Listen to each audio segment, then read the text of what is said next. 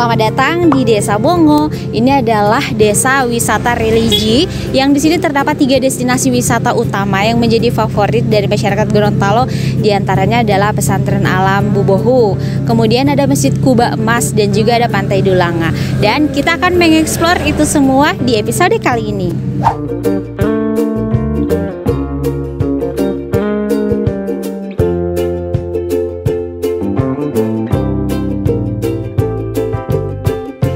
Tempat yang pertama aku kunjungi ini adalah Pesantren Alam Bubohu. Saat masuk, kita bisa melihat gambar-gambar atau lensa kegiatan masyarakat dan santri-santri yang ada di sini. Seperti kegiatan tahunan yang selalu diadakan di sini di setiap perayaan Maulid Nabi atau hari kelahiran Nabi Muhammad SAW, yaitu Festival Kolombengi. Nah, ini adalah gambar kue kolombengi diarak mengelilingi kampung. Sebelum masuk ke pintu utamanya, di sini aku melihat ternyata ada homestay, namanya Homestay Dulahupa. Kemudian ada fosil-fosil kayu yang terjajar rapi di halaman homestay. Untuk masuk ke dalam kita harus melewati sebuah pintu kecil dan di sini kita harus membayar biaya masuk sebesar Rp5.000 per orangnya.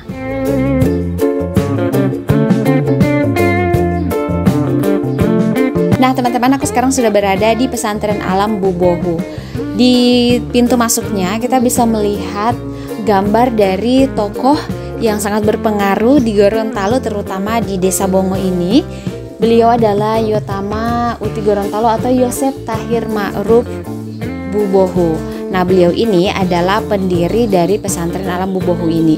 Dari yang dulunya desa ini gersang, kemudian beliau berjuang untuk membuka tempat ini dengan cita-cita agar desa ini bisa menjadi tempat untuk tujuan berwisata dan juga tempat untuk pengkajian dari agama Islam. Beliau ini adalah sosok inspiratif di balik dari desa wisata religius Bubohu ini. Beliau lahir tanggal 3 April 1971 dan wafat di usia 23 Juli tahun 2019. Saat masuk ke dalam, pandangan aku langsung tertuju pada burung-burung yang bebas berkeliaran di area Taman Pesantren Alam ini. Aku jadi pengen berfoto-foto dengan burung-burung itu. Sepertinya mereka jinak-jinak dan tidak keberatan jika berdekatan dengan manusia. Kolamnya juga cantik, airnya terlihat bersih, bening, dan sedikit biru. Ternyata jika mau berfoto dengan burung-burung itu, ada triknya nih teman-teman. Nah teman-teman, ini karena di sini banyak burung yang beterbangan, kita bisa mengambil gambar atau mengambil video dengan burung-burung itu dan bisa memancingnya dengan makanannya, yaitu butiran jagung ini. Di sini bisa dibeli Kak ya. Harganya berapa? Rp5.000. Murah tuh teman-teman.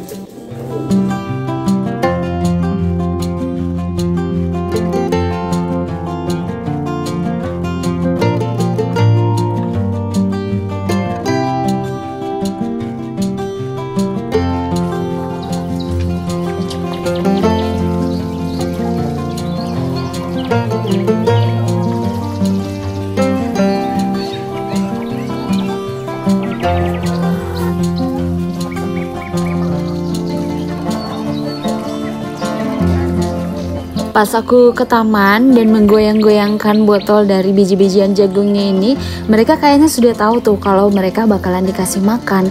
Mereka langsung datang menghampiri aku dan mulai berebutan biji-biji jagung. Bahkan ada juga yang langsung naik ke tangan aku. Waduh, lucu banget nih teman-teman. Cakar mereka itu loh, tajam-tajam. Jadi tangan aku sedikit sakit, tapi tidak sampai luka sih, merah-merah sedikit gitu. Mereka ini embul-embul loh, mungkin karena setiap harinya makan biji jagung yang banyak ya. Lihat tuh, semuanya pada berebutan minta makan. Selama makanan ada di tangan aku, mereka tidak segan-segan dan gak ada takut-takutnya sama sekali untuk mendekati aku. Bahkan yang hinggap di tangan aku bukan cuma 1, tapi 2, 3, 4, dan lebih banyak lagi. Ayo sini-sini makan burung-burung. Ini mereka pada punya nama masing-masing gak ya? Kalau teman-teman kesini, jangan lupa nih foto-foto bareng burung-burung lucu ini.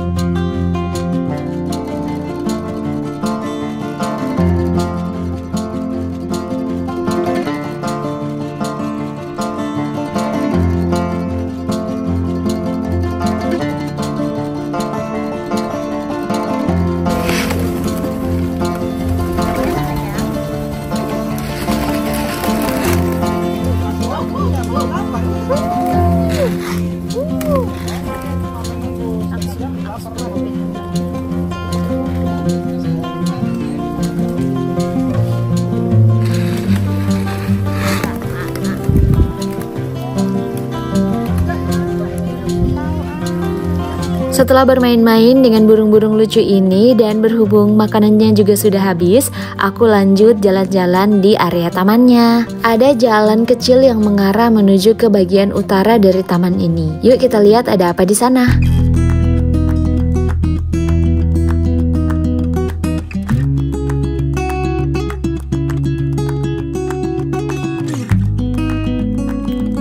Di area ini ternyata terdapat juga fosil-fosil kayu yang sudah membatu yang terbentuk sejak ribuan tahun yang lalu. Fosil-fosil kayu ini diperkirakan sudah ada sejak zaman kerajaan Bubohu di masa silam. Di sini juga terdapat sekretariat dari UMKM yang memproduksi kue kolombengi.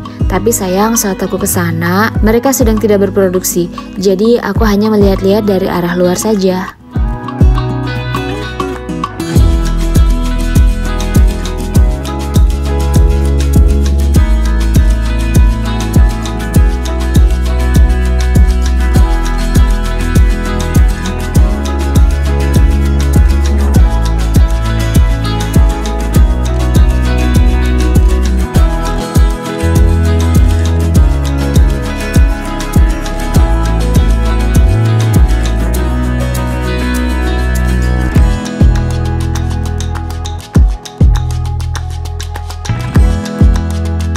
Teman-teman, ternyata di sini banyak sekali spot-spot untuk foto-foto. Ini salah satunya adalah bingkai ini. Dan di sini terlihat ada lampu LED yang menempel di sisi bingkainya. Jadi kalau mau ambil gambar di malam hari, ini mungkin akan full dengan cahaya-cahaya di samping sekeliling dari bingkai ini.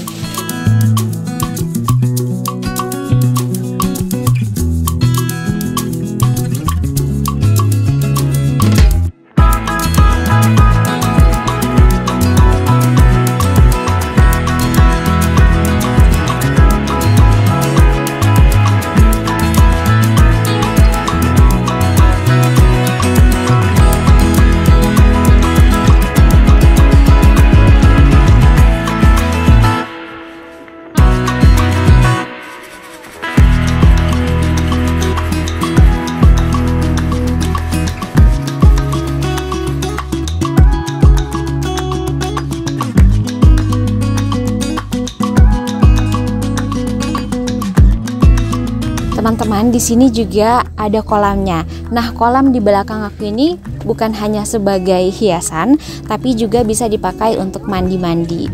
Jadi kalau teman-teman mau datang ke sini, bisa juga nih mandi-mandi di kolamnya.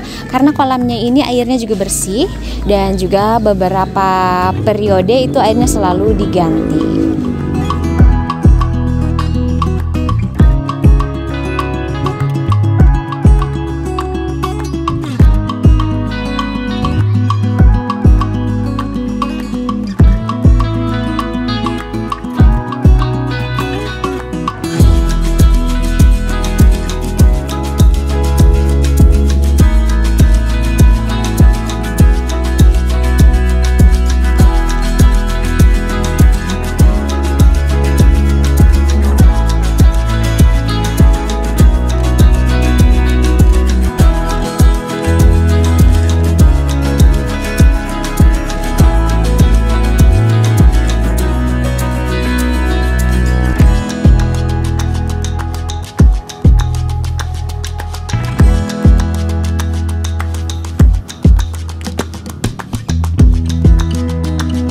Teman-teman, di bangunan ini di salah satu dindingnya kita bisa melihat silsilah dari kerajaan Gorontalo.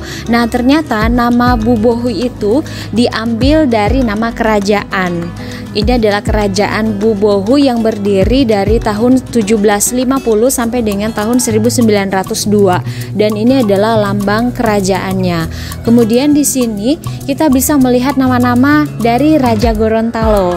Ternyata Raja Gorontalo itu dimulai dengan Raja Wadipalapa atau Ilah Hudu atau Matoloduladaa dari tahun 1385 sampai 1427. Wah, ternyata sudah selama itu ya Gorontalo berdiri. Kemudian ada nama-nama kerajaan-kerajaan lainnya sampai dengan raja ke-27, yaitu Raja Zainal Abidin Monoarfa yang lahir tahun 1859 sampai dengan 1878 beliau wafat. Dan ini adalah gambar dari Raja Zainal Abidin ternyata teman-teman. Jadi ini adalah raja ke-27 dari raja-raja Gorontalo yang ada di silsilah. Kemudian di sebelah sini ada juga silsilah dari 17 kerajaan kecil atau linula yang membentuk jadi satu kerajaan. Ini ada, kalau aku lihat-lihat sih ini nama-nama desa dan juga kelurahan yang ada di Gorontalo, seperti Kerajaan Biau sampai dengan Kerajaan Tapa, Kerajaan Toto dan Kerajaan Wuwabu. Jadi di sini tuh lengkap tuh, ada kerajaan dan nama rajanya. Nah, jadi kalau mau belajar sejarah nih teman-teman bisa banget nih datang ke sini untuk melihat silsilah-silsilah dari kerajaan yang ada di Gorontalo. Kemudian di sini juga ada linula-linula atau kerajaan kecil yang tetap setia kepada kerajaan besar. Mungkin salah satu dari teman-teman ada yang marganya sama dengan yang ada di sini, berarti teman-teman semua itu adalah keturunan raja-raja atau DOG, original dari raja-raja yang ada di Gorontalo. Jadi memang nama-nama yang ada di sini itu marga-marganya seperti marga Botutihe, marga Ishak, marga Panai, Daipaha dan lain sebagainya, itu adalah keturunan dari raja-raja yang ada di Gorontalo. Jadi kalau ada yang namanya marga ini, itu berarti asli tuh dari Gorontalo. Kemudian di sebelah sini ada silsilah dari Raja Bubohu I.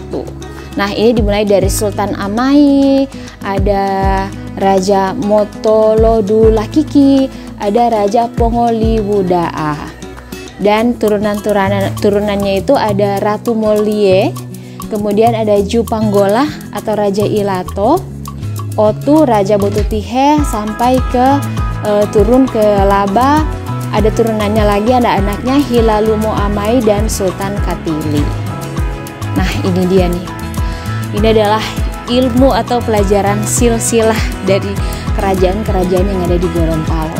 Untuk Sultan Amai mungkin sudah sangat tidak asing ya di telinga teman-teman semua, dan juga mungkin buat teman-teman yang pernah nonton video-video sebelumnya sudah pernah kita bahas juga di Kota Tua, sejarah Kota Tua, di mana kita di situ mampir ke salah satu masjid yang tertua yang ada di Gorontalo yang dibangun oleh Sultan Amai. Beliau ternyata adalah raja yang dari tahun 1523 sampai 1550. Nah, beliau juga nama beliau itu menjadi nama dari salah satu universitas yang ada di Gorontalo juga, yaitu IAIN Sultan Amai. Masjid yang menjadi letak dari kuburan Raja Sultan Amai ini adalah Masjid Hunto, yaitu masjid yang tertua yang ada di Gorontalo.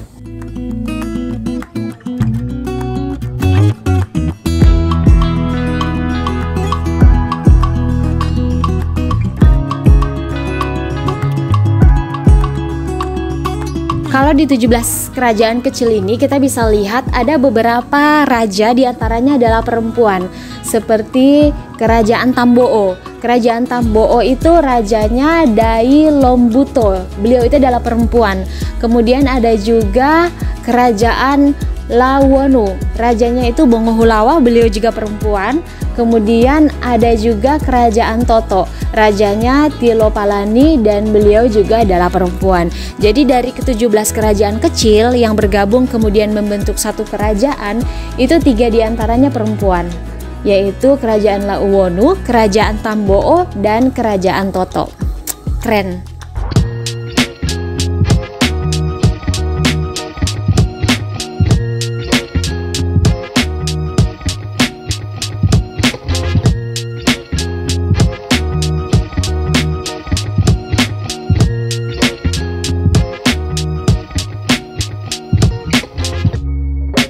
Nah, teman-teman, di sini banyak sekali tumbuhan-tumbuhan dan juga jenis bunga yang bisa kita jumpai.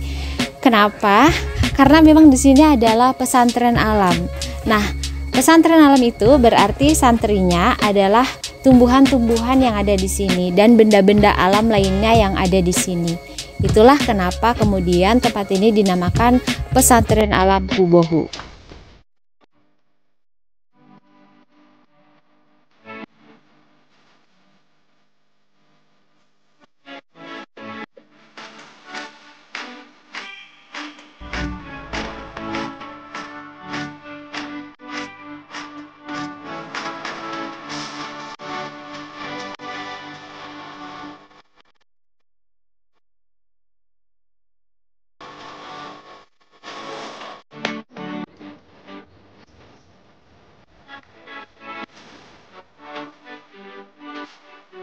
Hai. Nah, teman-teman, ini adalah Wombohe. Wombohe itu artinya gubuk.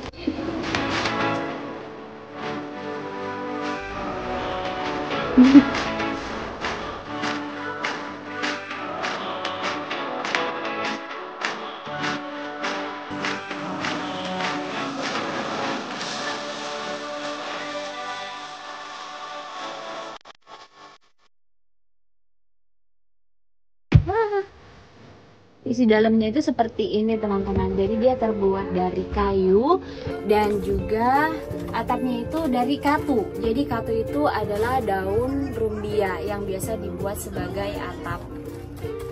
Nah, ini terbuat dari katu, jadi bisa melindungi dari hujan dan juga panas. Kalau untuk keluarga zaman dahulu, masih banyak yang menggunakan katu ini sebagai media untuk atap rumah mereka. Karena katu ini dia jenisnya tidak terlalu panas dan juga bisa melindungi dari hujan. Cuman kekurangannya adalah maintenance-nya, karena memang setiap beberapa tahun sekali katu ini harus diganti. Karena ini terbuat dari rumbia kering. Kalau tidak diganti dia akan bocor dan lama-lama akan berkurang terus jumlahnya, jadinya tipis. Oke, turun ke bawah.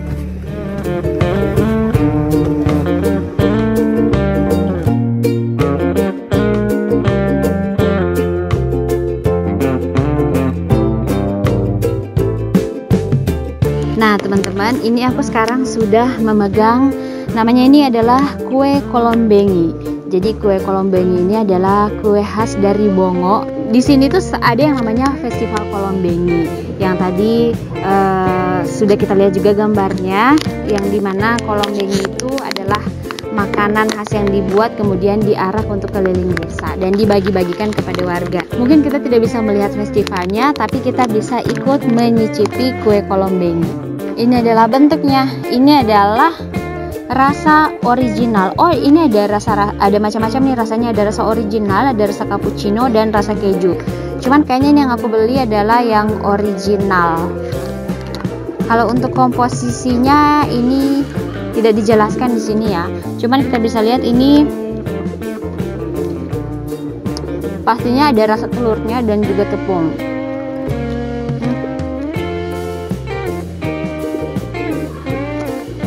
Enak. Jadi tekstur dari kolombengi itu adalah pinggirannya atau bagian luarnya itu renyah, kemudian di dalamnya empuk, soft,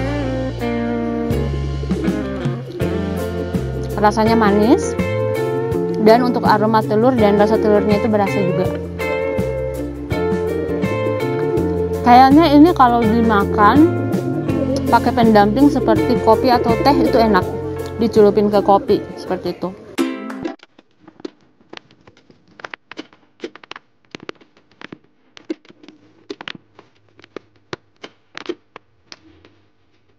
Kita juga bisa lihat ya, di beberapa titik yang ada di desa ini ada monumen-monumen atau patung kolombengi. Ternyata kue kolombengi itu seperti ini, rasanya seperti ini. Ada yang lewat, kayaknya pengen coba menyicip juga kue kolombengi, tapi kayaknya mereka lebih tertarik nih sama jagung ini. Aku mau menghabiskan ini dulu, kemudian kita lanjut explore lagi.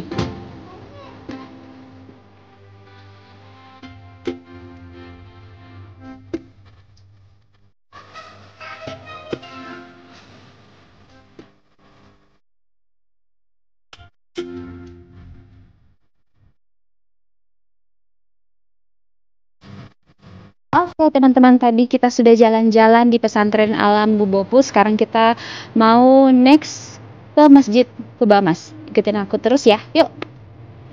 Tidak jauh dari pesantren Alam Bubohu, kita lalu melanjutkan perjalanan ke Masjid Kubah Emas atau Masjid Walimah Emas. Masjid ini terletak di sebuah bukit dengan ketinggian sekitar 250 kaki di atas permukaan laut. Jaraknya sekitar 500 meter dari pesantren Alam Bubohu sebelumnya ya teman-teman. Untuk ke sana kita harus melewati jalan kecil, dan dari atas sana kita bisa melihat pemandangan indah, yaitu pemandangan Desa Bongo yang berdampingan dengan pantai.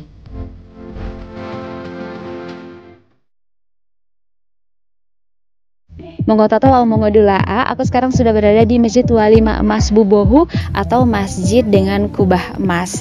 Di sini uniknya adalah masjid ini ada 12 dudukan yang berjejer di samping kiri kanan tangga ini.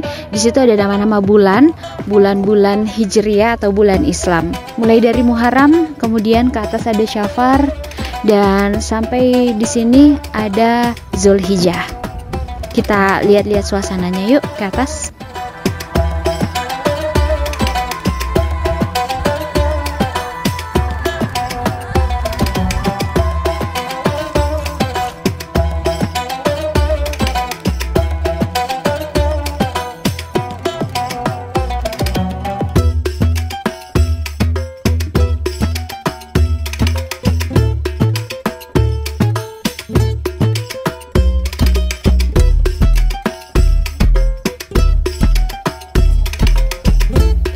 Teman-teman, masjid ini mulai dibangun sejak tahun 2008 dan akhirnya diresmikan pada tanggal 12 Desember tahun 2012. Tujuan utama dari dibangunnya masjid ini tidak lain adalah untuk menyediakan tempat yang nyaman bagi umat Islam dalam melaksanakan ibadah seperti sholat. Dan selain sebagai tempat ibadah, masjid unik ini juga dijadikan sebagai destinasi wisata religi yang terkenal. Hal yang paling menonjol dari masjid ini menurut aku adalah kubah emasnya. Kubah emasnya ini terletak di lantai atas dari bangunan masjid ini.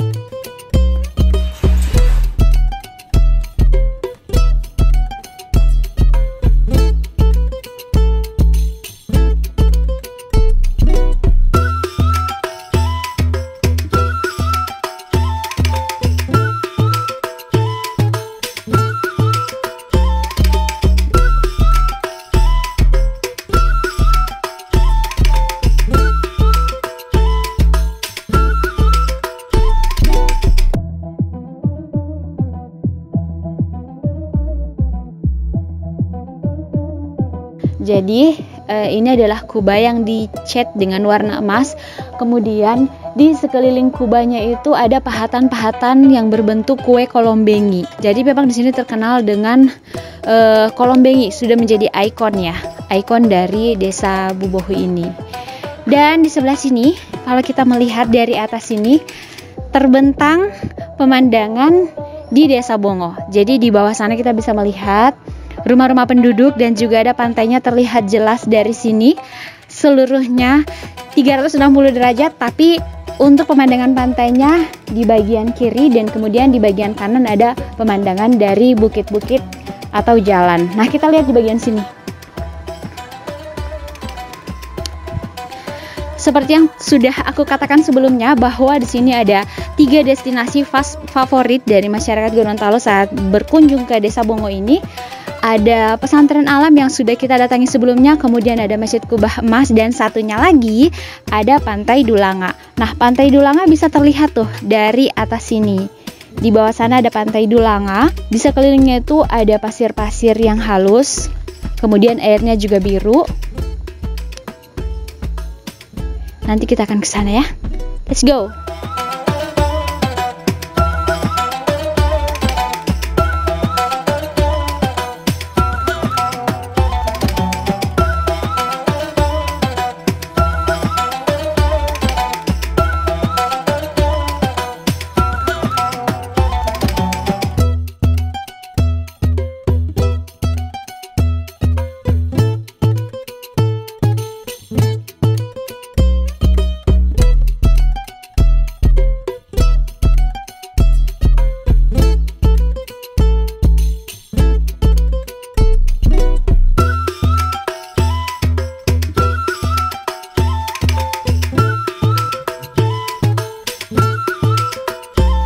Teman-teman, selamat datang di Pantai Dulanga. Ini adalah salah satu destinasi wisata di Desa Bongo yang wisatanya pantai. Kalau tadi kita sudah jalan-jalan ke pesantren alam, kemudian ada Masjid Kuba yang di atas bukit, sekarang kita ke area pantainya. Di sini terlihat banyak pengunjung karena ini juga suasananya lagi weekend. Kita keliling-keliling ya.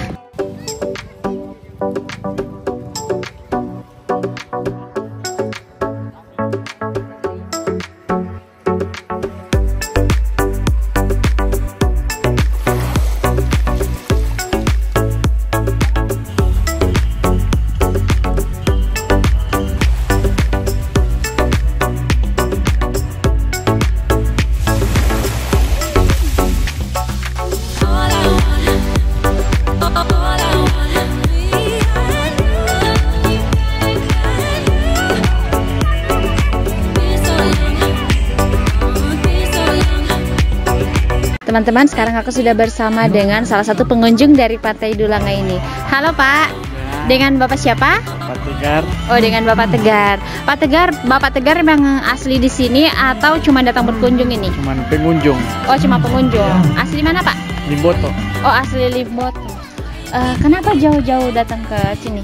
Mau lihat spot-spot yang baru di sini. Oh, tapi tahu Pantai Dulanga dari mana?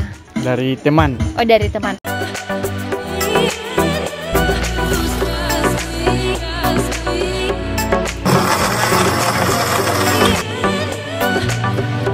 Demikian perjalanan aku ke desa wisata religi Bubohu Bongo kali ini. Terima kasih buat teman-teman yang sudah menonton video ini sampai dengan selesai. Sampai jumpa di konten selanjutnya. Wassalamualaikum warahmatullahi wabarakatuh.